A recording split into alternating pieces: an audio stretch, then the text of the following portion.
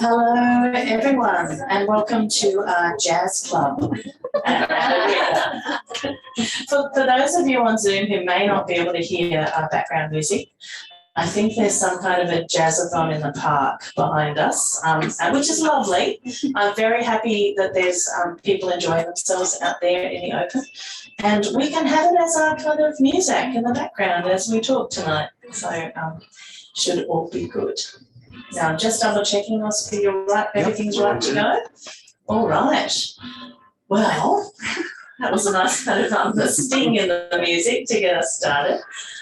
For just a bit of housekeeping before we start. So for the people who are here in real life, the toilets are out through that gate just in the corner. There's a lit up cubicle in the corner. So that's the easiest toilets to access. Also, copies of the quarterly essay, Not Waving Drowning, front and centre at the counter. And we'll be having a signing inside the shop at the end of the event. And Sarah will be happy to sign your books there and chat further, I think, about anything that you'd like to talk to her about. And also, if you have your phones with you, if you could switch them to silent so we don't ring in the middle, that would be excellent too. But of course, we appreciate anyone who wants to social media it up in any form. You're welcome to do that too. And also for the people on Zoom, we are going to have a bit of a question time at the end of the event tonight. And to ask questions, you basically just have to put your question at any time you think of it into the chat function. And then the chat function will pop up on your screen now because I think Oscar is telling you to give you a link to the book, a sneaky marketing trick to show you where the chat function is. So feel free to purchase that book on that link as well at any time. Great. Well, I'll kick the proceedings off by starting with an acknowledgement of the traditional owners of the land that we're meeting on in this area, the Yagara and the Turrbal people, and to pay my deepest respects to elders past, present and emerging. And also because we are zooming out right across the country, we are zooming out onto the lands of many different Aboriginal peoples, and I'd like to pay my respects to the elders of the country that you're zooming in from. This always was and always will be Aboriginal land, and sovereignty was never ceded. And in fact, we're going to talk a little bit about how on Aboriginal land, the idea of mental health was a very, very different concept, and perhaps our conceptual framework might need to be challenged as well. So tonight I have the wonderful Sarah Krasnostein with me, who is a multi-award-winning author of The Trauma Cleaner, who many of you have already read, and The Believer recently, which I'm currently reading and really enjoying. Her writing has appeared in magazines and journals in Australia and the United Kingdom and America, and she holds a doctorate in criminal law. Everybody please welcome Sarah Krasnostein.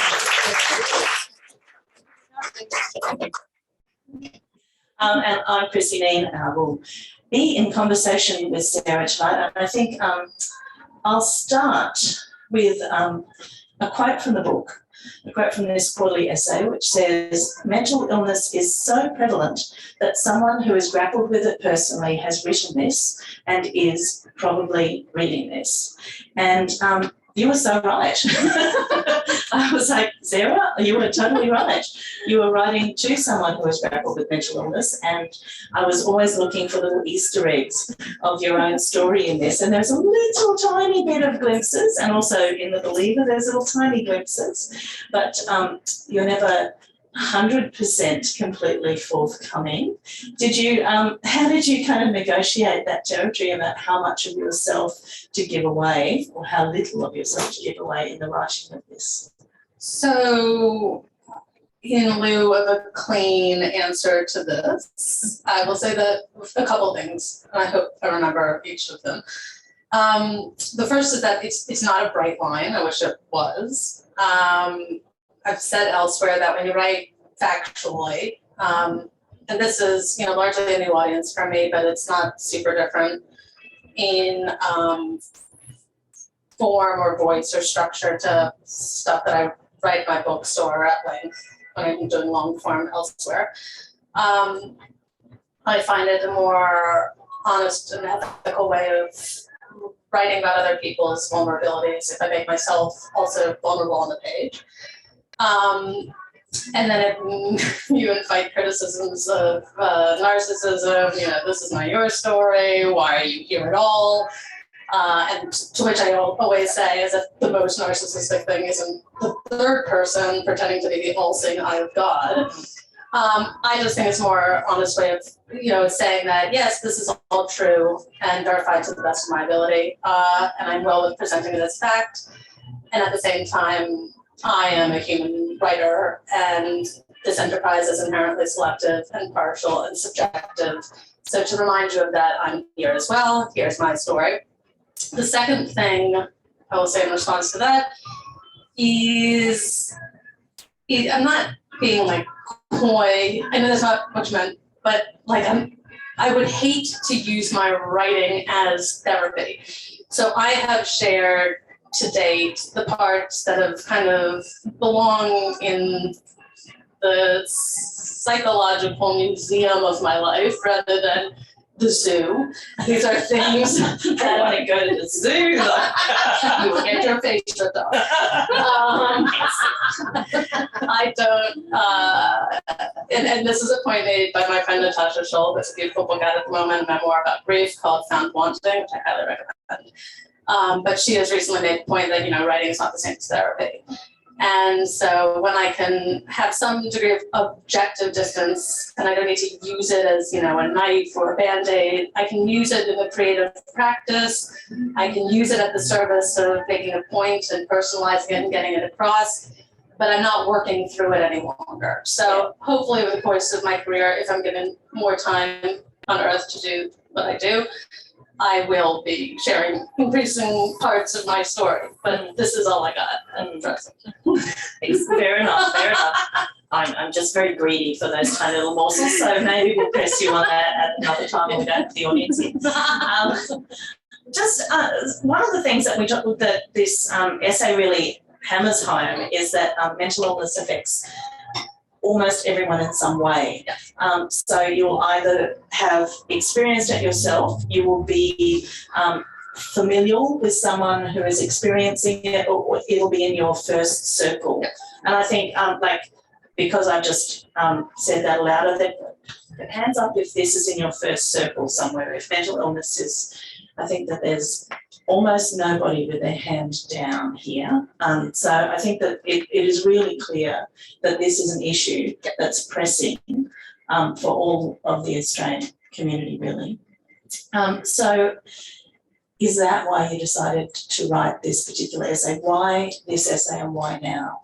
So these themes have been kind of burbling around in my head for a good 20 years. And they started off as a master's thesis that I was too unwell to finish. And then it was kind of framed in terms of this gap between the rhetoric of mateship and our border policies specifically. So that was going to be part of a legal human rights master's. But I had untreated anxiety and depression that was making it impossible for me to leave the house enough to study. So I left it for a number of years, and then again I was seeing that gap between who we said we were as a nation, also this reluctance to kind of characterize any of our darker tendencies in light of our history, but a real readiness to do that for happier characteristics, and real experiences of marginalization and suffering. So that had always kind of been at the forefront of my thinking. In my other life as a lawyer and an academic, my research was in the area of sentencing law, so I was looking at criminal appeals, and I became very interested in differential treatment of mental illness as a mitigating factor, depending on which judge you happen to get or how well your lawyer presented it to the court. And I was looking at kind of that individualization versus consistency in other sentencing factors like drug addiction. And I really wanted to kind of have a research project that was mental health focused.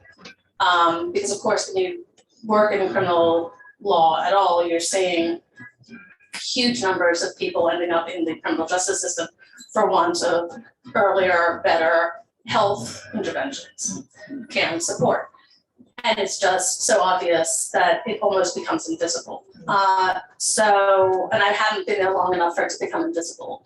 So these were all things that were very alive for me over the last 20 years. And this seemed like a good format to put them in. So did they come to you and say, do you have a quarterly essay you'd like to pitch us? No, not so much. I said, I'd like to write about this. And when I pitched, it was very law focused. The chapter that is kind of about the change law in BPD was informing my thinking also that just the sheer numbers of children on remand for, again, want of earlier care, treatment, and support. Not anything to do with criminalization or punitive responses, but housing and education and abuse. And so, it developed from there. Yeah, well, we'll come back to that stuff because the essay, it takes you back in history to start. We come back to colonisation.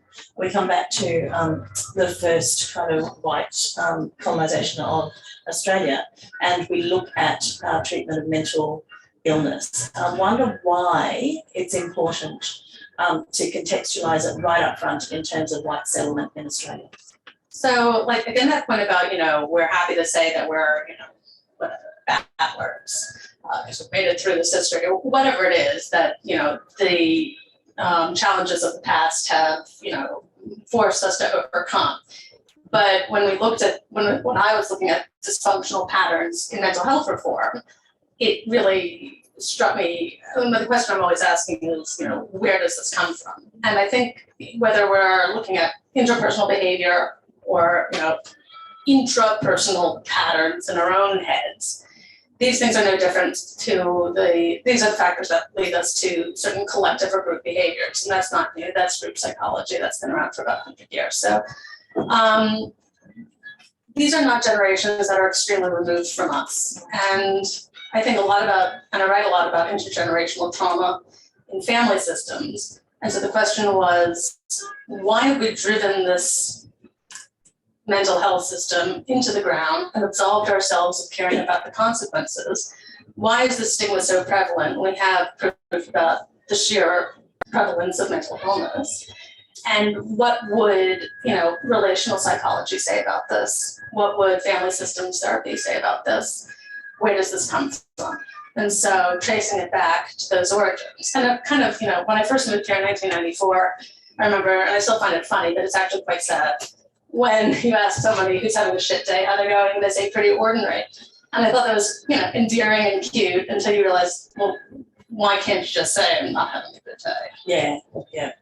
And that's, so that goes right back to that kind of early days of colonisation. What was the kind of sense of ourselves at that point, and what was our sense of what mental illness was at that point? So, talk about the medical histories of settlement, white settlement, that say that, a large proportion of that first fleet, human cargo, were mentally ill, which makes sense when you look at, not just their offending, but their inability to ameliorate its consequences. And it's the Black Act and the circumstances in which certain people, got off entirely, or certain people got the death penalty, or certain people had death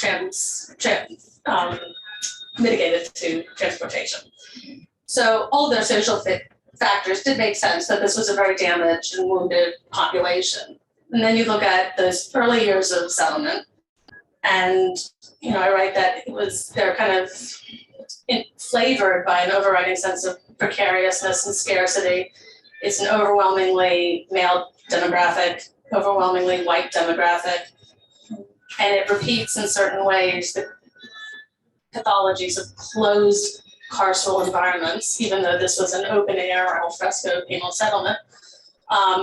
What is the effect on the human psyche of being treated this way and sent to the edge of the known world? How do they unsee the violence that was required in order to be there in the first place? And what messaging is that sending about weakness, instability, the need to appear to be in control? And, we have as if you weren't in control, there were consequences for weakness at that point too. Absolutely. I mean, in many cases, that's death. social or real. And, we talk about, I don't know, I'm not talking about tall poppies, but it's the short poppies that didn't make it. And, those generations are not that removed from us. I remember talking to Peter Carey last year for Sydney Writers Festival and asking him a question about in True History of the Kelly Gang, and I don't know if anyone's read it, but it's one of my favorite books, and how he kind of got that dialogue right. He said, it's not that far removed from the schoolyard English of my youth in the 50s in Victoria. Because when you think about generationally when bushrangers were, where Ned Kelly was, we're not that removed from them. And then that made a big impression on my thinking as well. Yeah, really interesting. And we know that already from our past. We know that personally, we can trace that in our families if we stop to think about it. And it's no different as well when we look at our collective behavioral patterns. Yeah, and there's you don't exactly say it, but there's a kind of correlation that kind of bubbles up between this idea of a splitting, which happens in certain mental illnesses, a splitting, and a splitting that happens in our culture as well. Can you talk a little bit about what's the idea of repression and what it does to us, our mental health as a culture, I suppose, our societal mental health? So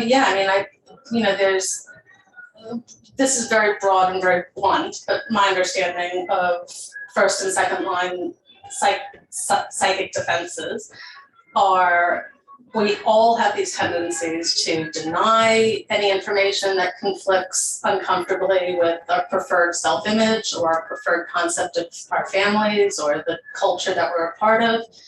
We will unsee information that doesn't support our idealized image.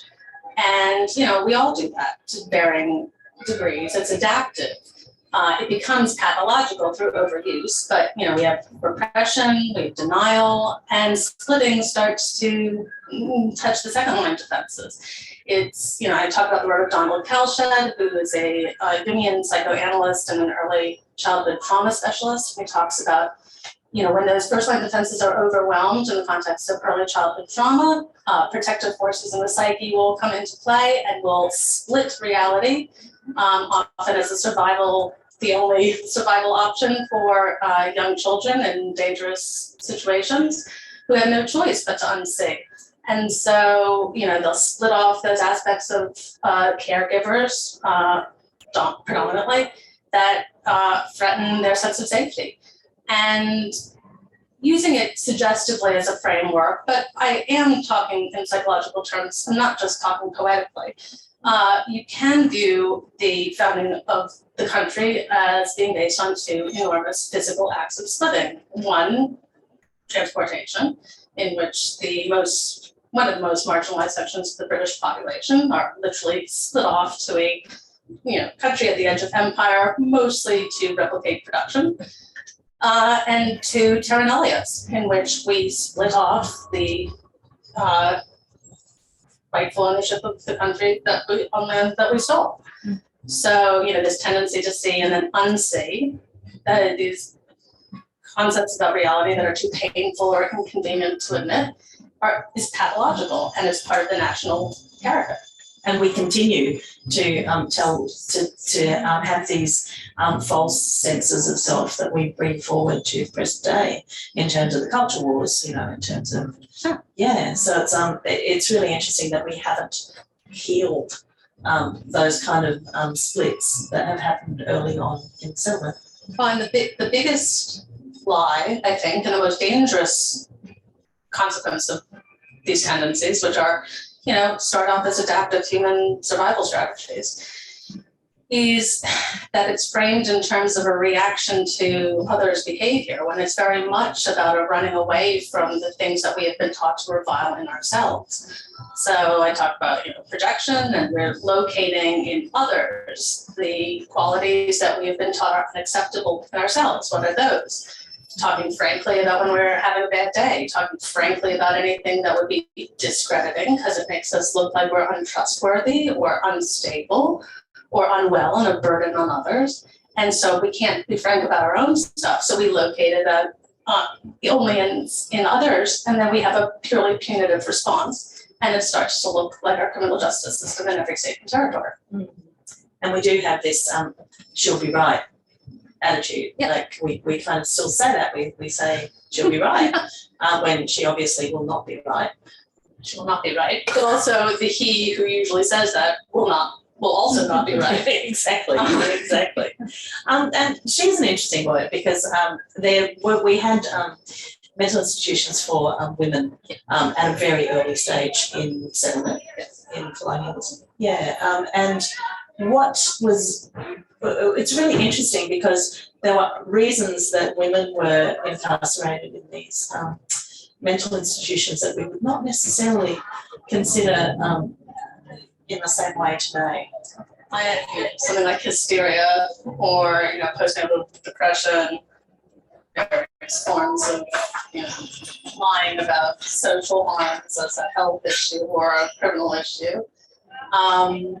And nothing is new there and nothing is in the past. So the chapter on the woman that I call Rebecca is about a woman that spent a very long time in the women's prison in Victoria because there was nowhere else to safely accommodate her. She was incredibly disabled. There was not agreement about her precise diagnosis, whether it was autism spectrum disorder or an intellectual disability or mental illness. But because there was no place for her, because multiple agencies were responsible, no one was responsible, and she ended up in prison for close to a year and a half, losing half her body weight. And she wasn't just in a normal prison, she was in lockdown, like complete absolute lockdown. 23 hours a day, most days. And it's something that could have come out of, the earliest attempts at warehousing unwell people in, the early days of the colony. Nothing is new. It's a very Gothic story, and it's very real, and it's representative of a cohort of people that are in the prisons of every state and territory because we have nowhere to put them. We've created nowhere for them, and we don't follow up meaningfully about their plight. She's a really interesting case study in the book. I'll move her up further in my questions because she is someone who fell between the cracks. So she was not the responsibility of people who are in the mental health areas, and she's not the responsibility of people with disability areas. And yet everyone knew that she needed to be someone's responsibility, but she didn't fit a diagnosis. So how many people are in the position of this where they're just incarcerated forever because there's no diagnosis for what's going on? So the public advocate in Victoria, who I interviewed about this, said that her case is not unusual, but they have no data that can conclusively say how many of these people there are. And I think that's an extremely eloquent absence because we haven't investigated and making that an important enough data point. We don't know. But she's not alone, and it's an area that definitely needs scrutiny and the respect of empirical information.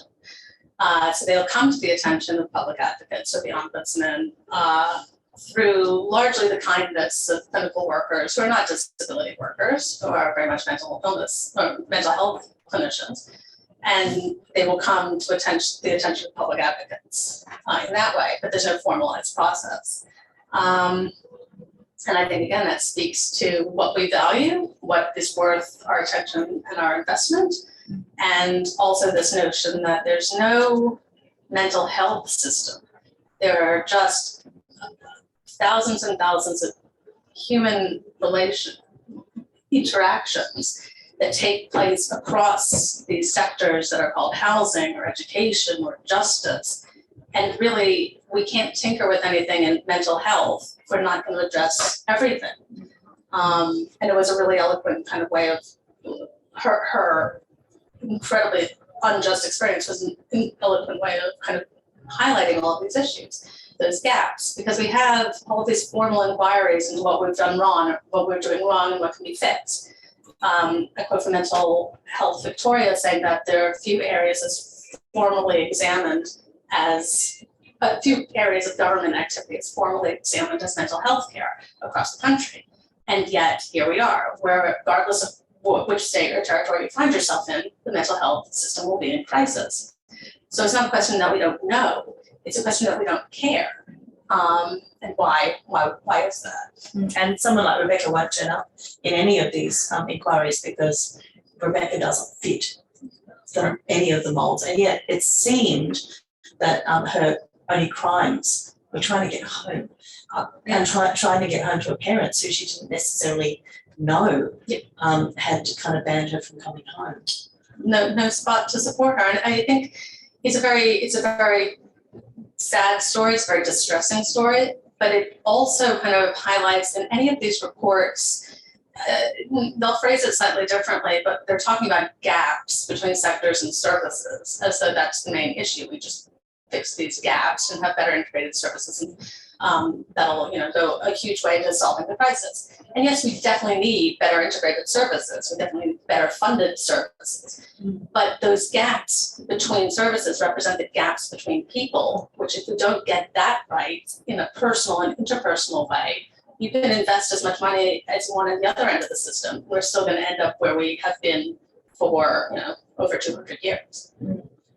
There's quite a few case studies in this essay, and I want to ask you how you narrowed it down to who you were going to talk, because we talk about Rebecca, who doesn't fit any criteria, and so she falls through the gaps. But we also have 3 very distinct people with borderline personality disorder, and it's really interesting that you chose BPD for your case studies. Can you talk a little bit about first tell us what BPD is and why it's so important to talk about that in your case studies? So borderline personality disorder is a serious mental disorder that is can be as impairing as intellectual disability or autism spectrum disorders. And historically in law, it was treated differently to any other diagnosed disorder. We were taught, I talk about this in the book, at Melbourne Law School in the late 90s, ages me, that these people were bad, not mad. And so it has been conflated with willfulness, badness, it's a moral issue, it's not a health issue. And it was something that I wanted to write about because it seemed to be, I think it would be too optimistic to say the last vestige of stigma or acceptable stigma, but definitely one of the strongest currently socially accepted areas of stigmatization, not just in the general population, but amongst clinicians and many people working in mental health. There's kind of prevailing therapeutic nihilism about these people being manipulative and willfully bad, untrustworthy, they'll be deprioritized on wards. And Dr. Andrew Channon, who is a BPD specialist and works at Origin, said to me that he remembers when it was totally okay to say the most heinous things about HIV patients or schizophrenia patients. And now we wouldn't dream of that, but it remains acceptable to say about BPD patients. So I was interested in BPD as a case study because I think it's a useful way of holding up what looks self-evident in certain ways, the ways in which it's socially acceptable to dismiss this huge cohort of people. And it's not just unempathetic and unjust, it's deeply detrimental and its effects spread far beyond that locus of the stigma currently. So the law changed in 2020 and I wrote about that change, but it has not been supported with the social change that needs to follow, nor can the law do that. So that's the responsibility of health organizations and consumers of news and supporters of politicians and the way in which we talk to other people in our daily life. That very much has lagged behind. We see that in our public discourse more broadly, complete psycho, he's a maniac, that's crazy. We've normalized many ways that are just tiny little pitchforks of reminding people who are unwell that they shouldn't be honest about it. And, again, the brain is listening to our detriment as well when we inevitably are unwell as well. Mm.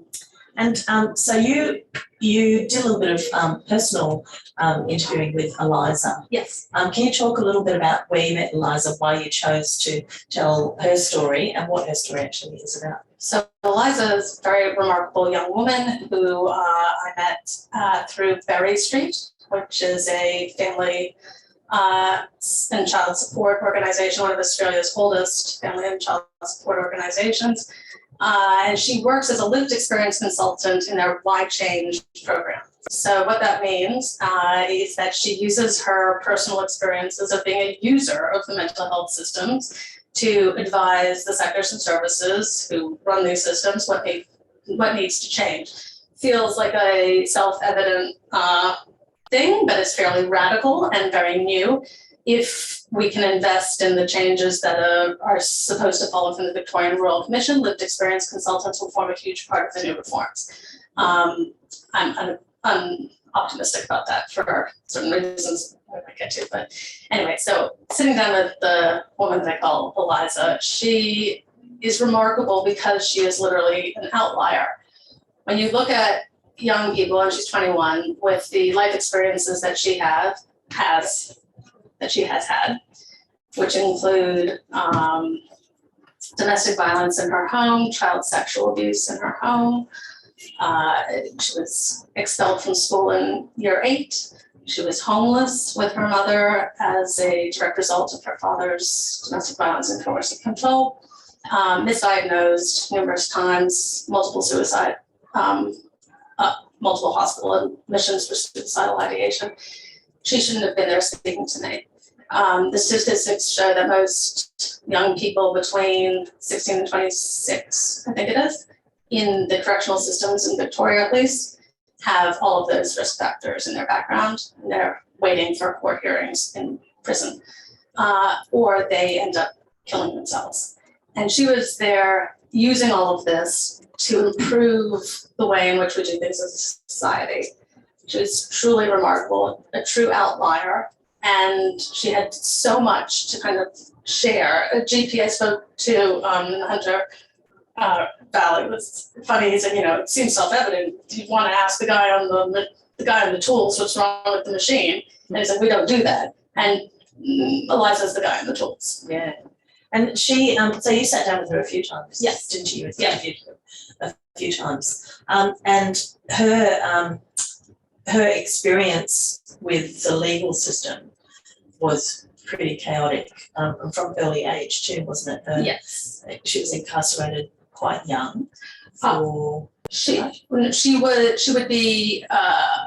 was homeless, and she had run away from her father's house, had an intervention order in place against him. What I think she was saying to me was that as a way of controlling the mother and her, would put out missing persons reports. The police would either ignore or not know about the intervention order, pick her up, throw her in the back of a divvy van, take her back to his place. This is horrific. But there are so many stories, and I think sorry I didn't get to that part of the question, but I've used the maximum number of words possible. For the longest short form would have just been the longest long form, but this is 40,000 words, and that's the longest you can go with a quarterly essay. And I did try to push it. No such luck. So the stories that didn't make it in were the ones where I didn't have that element of duration or detailed depth that I had with these 3 main chapters. But I spoke over 14 months to people all around Australia who had experience of personality disorders, mental illness, high prevalence conditions like anxiety and depression, and psychotic illnesses, schizophrenia, bipolar. And what they were all telling me was not just that stigma is very real and discrimination is very real. People that shared with me the experience of what it was like to be floridly psychotic in public, all of them touched on criminalization issues, how embarrassing it was for them, when you're waiting in a cafe that's called the police. Sorry, I'm going to get a little, it's very difficult, but it's just such distressing stories. And this was a lovely young man who was doing a creative degree at university, or trying to anyway, and had an episode in public, and the police had to keep him in a cafe in public, waiting on the ambulance to arrive, and he needed to use the toilet. and they wouldn't let him. And then eventually they had to accompany him to the toilet. And this is a health episode, and these are police. And you think it's unfair to the cops as well. Police officers, sorry, cops, sorry, because they're not trained to do this. This takes up an enormous amount of their time as well. And they end up being not just the front line, but often the entirety of the mental health response. So that's not treatment, that's not care. They'll be the first to tell you that. Any frontline serving officer in Australia, I think, would be the first to tell you that. I feel well saying that. Yeah. It does seem that we catch people while they're way down the fallen off the cliff for a long period of time before we actually catch them. And it's often with legal, it's often with the police. Yeah. They're the first port of call. And yet there was numerous places for all of your case studies where intervention could have and should have happened way earlier. But why do you think it is that there's no one intervening when it can actually make a difference before it becomes a criminal issue? This is something that, I've been thinking about not just trying to thought about the whole 4 years of trauma cleaner. I thought about it for my PhD and my kind of research practice in sentencing. And there's something, it's not just that it's economically inefficient. And we have the human rights legislation that says this would be against their rights, and how that's interpreted by various officials at different stages of housing or health. I think we don't get it right when it comes to mixing in or minding our own business. We don't want to insult anyone else by assuming they need help, but at the same time making them like it would be disparaging or humiliating to assume that someone needs help. At the same time, we've shown a collective unwillingness to actually invest in that help, to provide it in a meaningful, consistent way, adequate way.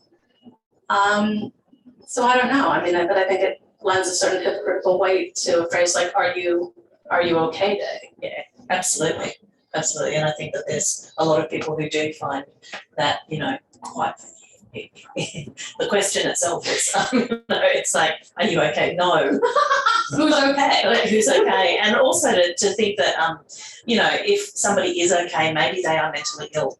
Yeah. Like I actually, I'm bringing myself into this, but I kind of think that anyone who thinks that they are okay might not actually be okay at this point. Because it is not okay, kids. It is not okay, but it's also gestures toward the thing. It's not, are you okay? It starts with saying, hey, I'm not okay today. I'm actually not able to get that in by close of business today because my brain's not participating today. I need to rest or go on a walk if you can. We don't have an economic or social system that supports these things. No. It would be ludicrous to assume that there's enough room in our discourses for that statement. So are you okay is not really the point. No. We don't get to ask that question yet. No.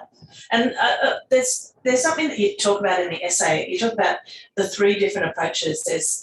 There's individual responsibility, there's institutional responsibility, and there's also societal responsibility. And those are three very separate things, but they all need to be in play before we are supporting people.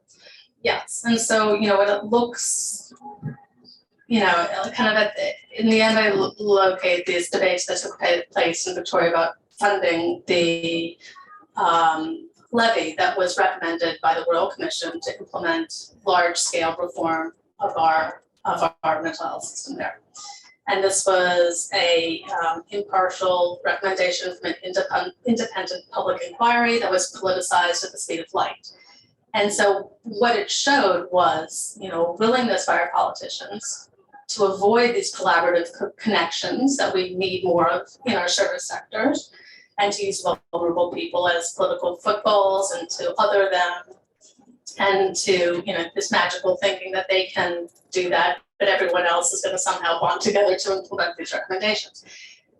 And I looked at that in the context of systems change theory, which is, mostly limited to the realms of social justice in terms of operationalization at this stage. But it says that we can't have political solutions before we have relational solutions, and relational solutions are not going to be possible until we've done our personal work of asking, how are we biased? How are we responsible? How could we be better?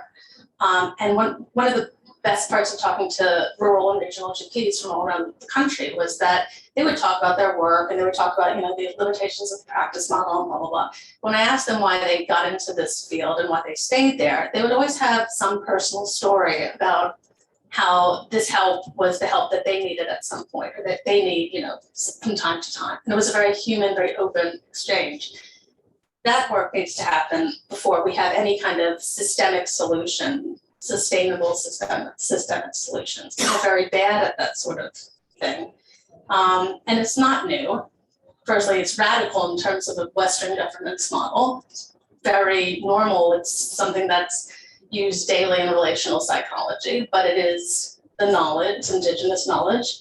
It is crafted and applied by the most resilient, longest lasting human culture on earth. And it was the notion that individual accountability and community accountability and connection to land and seas, and it is part of mental health. Everything's interconnected, and you cannot take out one thing, call it mental health, and pretend like that's the problem. And so, that's the oldest knowledge that we have about human society, and it's indigenous knowledge. I think that's a very powerful point that you make in the essay, actually. And just before, I am aware that I've got 20 million questions, and we do need to go to your questions in a minute. But I thought that I would there was one particular phrase that really struck me. Now I can't find my questions, I'm out of order. It's something about the wise person. Yeah, that's right. So there was this, you talk about the wise person. Can you just tell us a little bit about that? So Irving Goffman was a sociologist, like kind of a maverick sociologist in mid-century American academia. And he has a 1963 book called Stigma, Notes on Spoiled Identity. And he has kind of this whole taxonomy, human taxonomy of the way in which stigma works. And his greatest contribution, and it's no less relevant today, is that there's nothing inherently discreditable, inherently bad about any of these foundations that we choose to build stigma on. So whether it's, related to race or ethnicity or sexuality or gender or health status or geography, they're entirely fungible. It has nothing to do with the characteristic itself, given the infinite variety that is the reality of human experience. It is about relationship, and it's about maintaining social hierarchies through a power dynamic. And so his taxonomy was borrowed from the mid-century gay community, and it had the stigmatized, the normals, and in between were the wise. And the wise were the people who were present as normals, but didn't buy into the mythology of stigmatization, and so could hang also with the stigmatized. And it was an interesting way of kind of showing that all of it was just bullshit, that it's useful for political purposes and for cultural purposes, and that all of it is in the end based on thin air. I wonder, I have so much hope for the younger generation. Yeah. And I kind of looked at that term, the wise, and I kind of thought there's so many kids who are the wise these days, who kind of see the stigmatization of the other and who go, stuff this, like, I'm not going to other this person, I'm going to stand next to them, I'm going to be an ally to someone who's other. And I think that fills me with a lot of hope. I mean, there's a lot of kids who don't do that, but there is a growing number of people who kind of just stand up.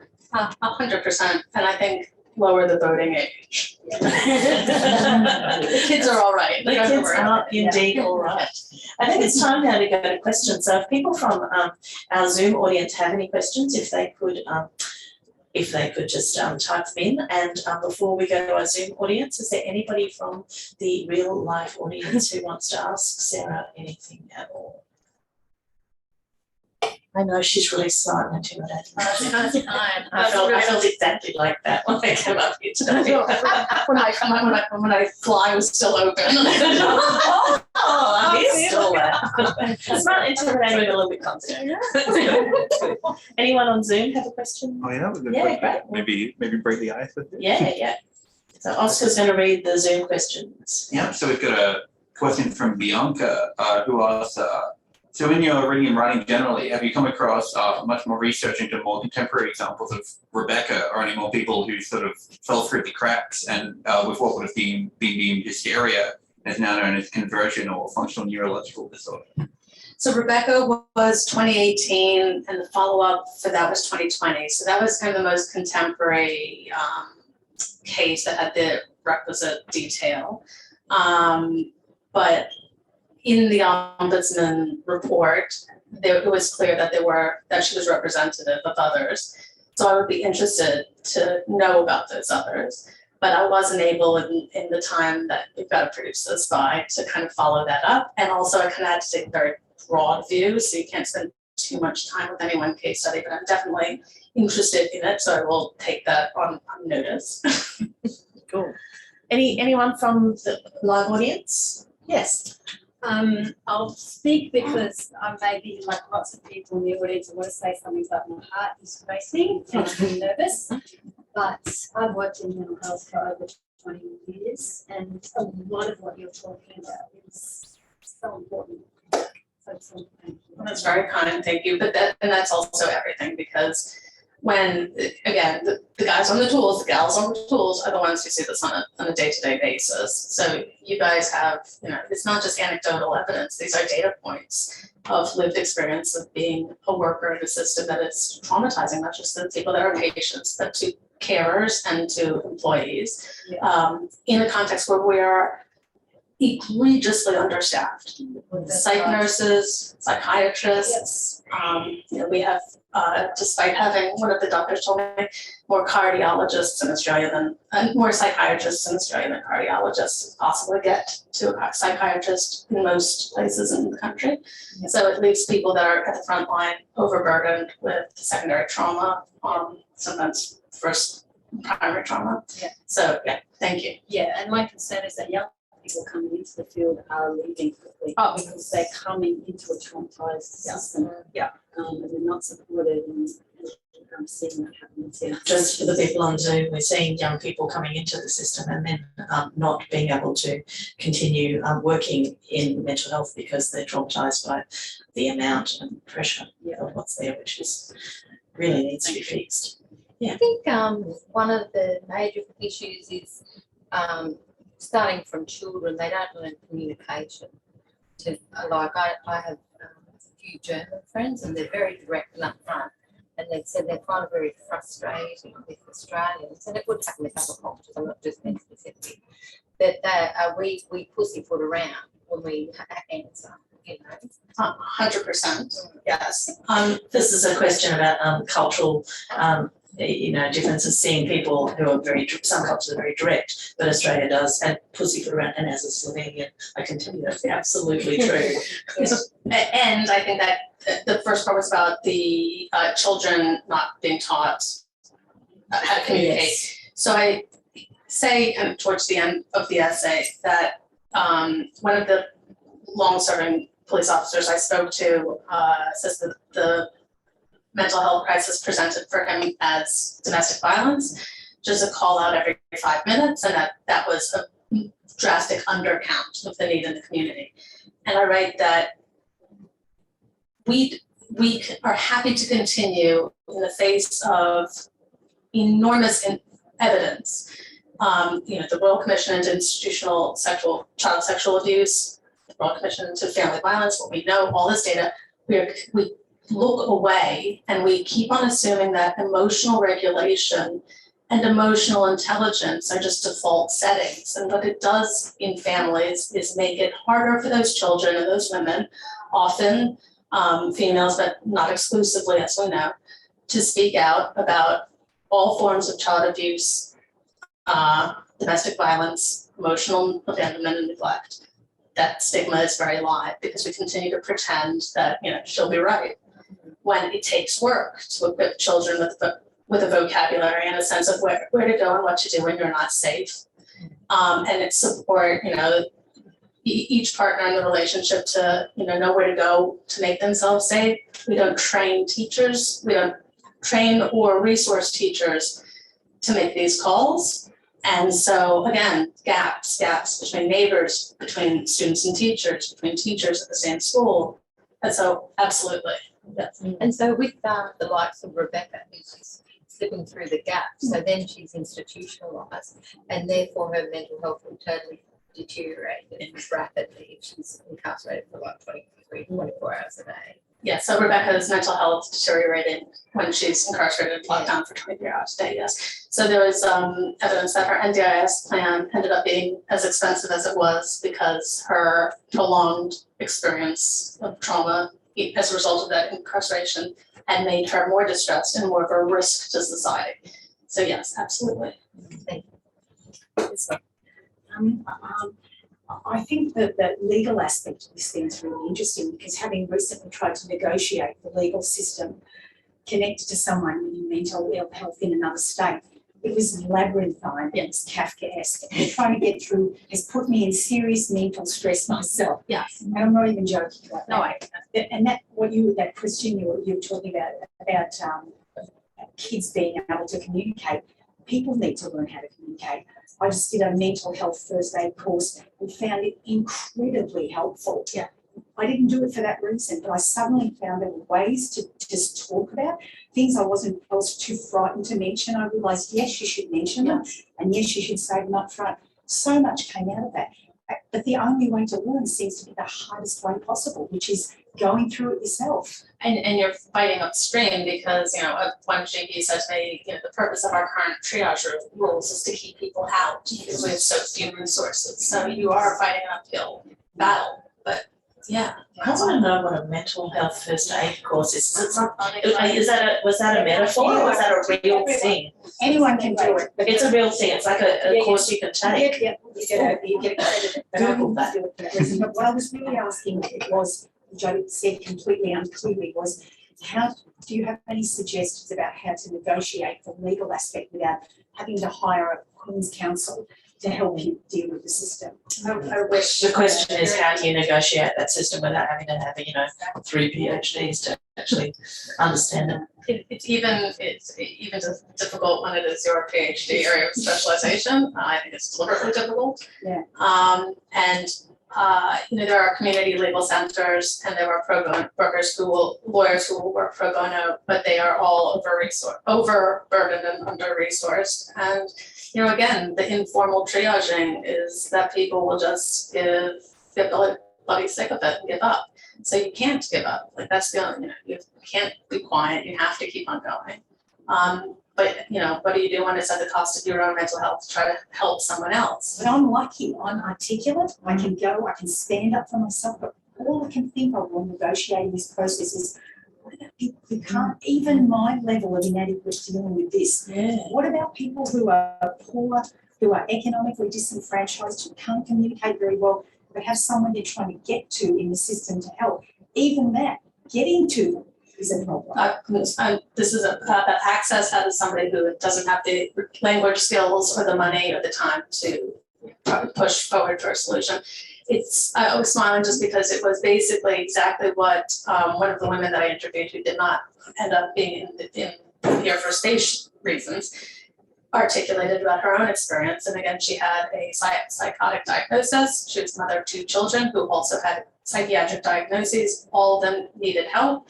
And she said to me, basically what you just said about she said, I'm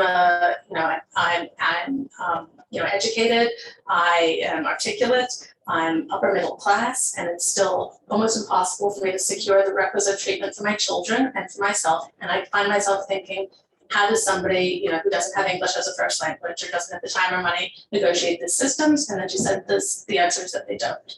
Yes.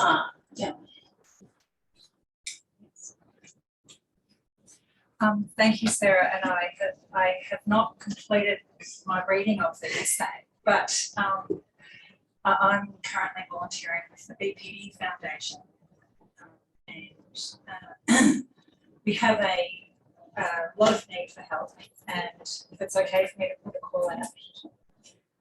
We have a campaign for the current federal election, inviting everybody to write to their own local candidates, calling on them to support the national consensus statement that it's got 19 logos, including the College of Psychiatry and Australian Psychological Society. We're seeking more, but every individual has the power, especially now in the lead up to the federal election. This is our window of opportunity because they want something from us, which is our vote, to write to them. We have a template letter. If you go to the BPD Foundation homepage, there's a link at the top left, and you follow through. Can I just tell the people on Zoom, if you go to the BPD Foundation homepage, there's a link and there's a form, and now is the time to strike because there's an election coming up. Yes. And you can write to your local member. Yes, it's the power of the numbers. And I just highlight, we are aware that people may not ever have written to their local candidates or MPs. Clinicians have got their heads down. So far, we've got the highest group of clinicians, people diagnosed with BPD or family and friends. It's the people who have been diagnosed, who have been signing and activating. We are trying to put our heads out how to get more clinicians to sign because they know on the ground and may feel a bit trapped with how to get some system change happening. So thank you very much. Sarah, I look forward to conversations with you. So we might just go to another question off Zoom. Oscar? Yeah, absolutely. Well, we talked a lot about how, well, the question that we have is, are there enough trained or suitable people to provide the relevant services that are required, assuming, of course, the governments want them to be provided? And if not, where and how do we find? So the answer is no. There are not enough people by a very long measure. There's been a push to resource them from overseas and have favorable visa conditions to get foreign workers in the psychiatric system and mental health system more broadly. But training is a question of years, and that's just the academic part of it. Before you get to the experience and build-up of lived experience that we need. And so we're a long way off from being adequately resourced from a staff perspective. There's cultural issues too, I suppose, as we talked about before, that come into it. If someone comes from overseas from a culture that communicates in a different way, there's a whole lot of issues that will come up there. Also, is there another question? Yeah, we sort of have one that sort of leads on from that, which is with the rise of peer workers working in the health system, there are challenges getting clinicians to value such experience. And what are your insights on addressing these challenges? I mean, that's peer work as well as lived experience consultants. I think that is going to be an enormous part of the way forward. I think that, operative prejudice against their standing or their credibility is probably related to that stigma, probably related to more subtle power dynamics. But from what I've learned from the people that I spoke with about what needs to change, peer work came up almost without exception as something that had saved them when nothing else was working. So having somebody who is trained to sit with you in the hole and to say, shit now, it's going to pass. These are things we can do today that will make a difference. And they made a difference for me. And I'm, just a few steps ahead of you. And enormously important as part of, the solution. But also, I think, metaphorically, is kind of everything. Because, yes, that's part of, treatment, care and support. But it is also kind of the key to what needs to happen socially amongst family groups or, kin groups, neighbors, in society more generally, the decisions of what newspapers to support, what politicians to support, what corporations to support. We are all peers. So there's something in that more broadly. But yeah, I can't speak highly enough for peer workers. Look, we're running out of time. There's so much more in this essay. I mean, we haven't even talked about COVID, and COVID is a part of the essay because honestly, trying to get mental health support in a time of COVID is like, you've got a 3-year wait. Thanks very much. Try to get the Department of Health to call you back. Yeah. When they're a little bit busy with other things. You're on a deadline. Yeah, exactly. So it's this essay is so full. It's so packed full of things that you can just spend days and days unpacking. In fact, I kind of hope this essay is kind of pointing to a book that you may write at some point in the future. Kind of like The Believers, but people experiencing mental health. That could be my happy book. I know. But yeah, no, I don't think I'm done with this. No, I hope not. Yeah. I hope not, because this is really important. It's one of the most important things I think that we have to deal with at the moment. Should be one of the most important election issues that we're thinking about at the moment. And it's affecting everybody. We had a house full of hands up with people who've been affected by mental health issues. 2 of us up here also affected by mental health issues. So get this essay. It's very important. Talk about this essay. That's important to pass it on to other people who might get some use out of this essay as well. Everybody, please join me in thanking you. So